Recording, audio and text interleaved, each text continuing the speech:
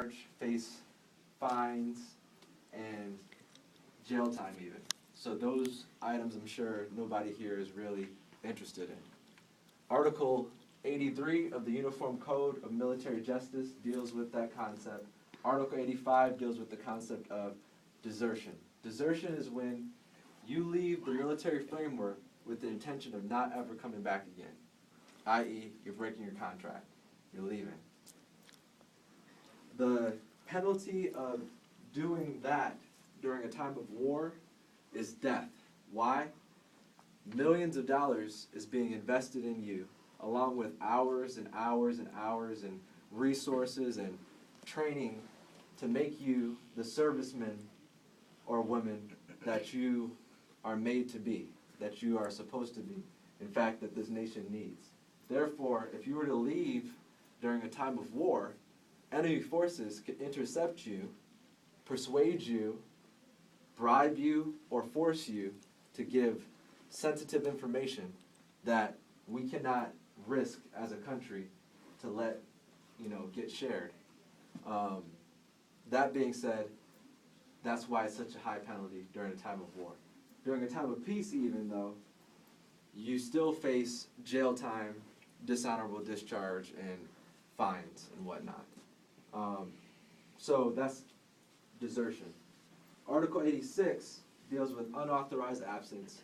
That's basically, in the military and going forward, you have to understand you're always going to have a place that you're supposed to be, and you're always going to have a time that you're supposed to be there.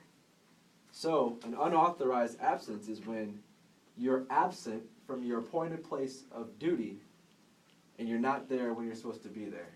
Okay? So in that time, or in that, you have to understand back before you came into the military, maybe at school, I'll use as an example. If you don't show up once or twice, you might get a slap on your hands, a warning, maybe a call home, something to that effect. In the military, if you're not where you're supposed to be when you're supposed to be there, until we find you, it could be a matter of life or death. So that's why we take it so seriously. It's very important. Very key concepts to go over. At any rate, having touched on those very important issues, one piece of wisdom that I want to share with you in the limited experience that I have in the military is going to take a lot from you. A lot of pain, a lot of hard times, a lot of blood, sweat, tears, and sacrifice. If you look back on life, you probably have invested a lot in something, and you found that hard work and pain oftentimes yield the greatest benefits. Be that as it may, and if the military is going to take so much from you, my challenge to you is that you should therefore take a lot from the military. There are so many resources, there are so many educational opportunities, funds, scholarships, there's so many financial resources, there's so many physical fitness resources, spiritual resources, that by the end of your time in the military, be it 5 years from now or 30 years from now, there's no excuse for you not to be an exponentially better individual. If you come to that time with nothing to show for it, then to me, you got the raw end of the deal, because like I said, the military is going to take what it needs from you. Question is, are you going to take from the military? That's my challenge to you. Okay? At this point, we're going to go into the oath of enlistment.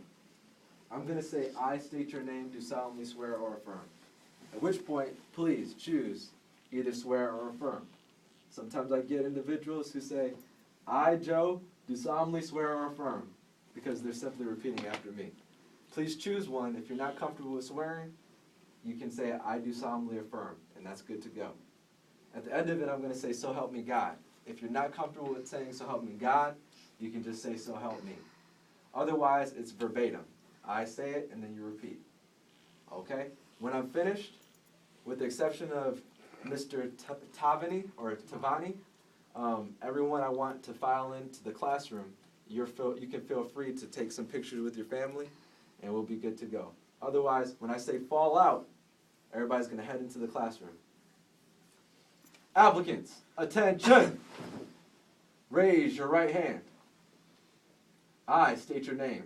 I, Joseph, do solemnly swear or affirm do solemnly swear to support and defend to support and defend the Constitution the Constitution of the United States of the United States against all enemies, against all enemies, foreign and domestic, foreign and domestic, and that I will bear and that I will bear true faith and allegiance true faith and allegiance to the same, to the same, and that I will obey and that I will obey the orders of the President the orders of the President and the orders and the orders of the officers of the officers appointed over me, appointed over me, according to regulation according to regulations and the Uniform Code and the Uniform Code of Military Justice. of military justice. So help me God. So help me God. Applicants, you may lower your right hand.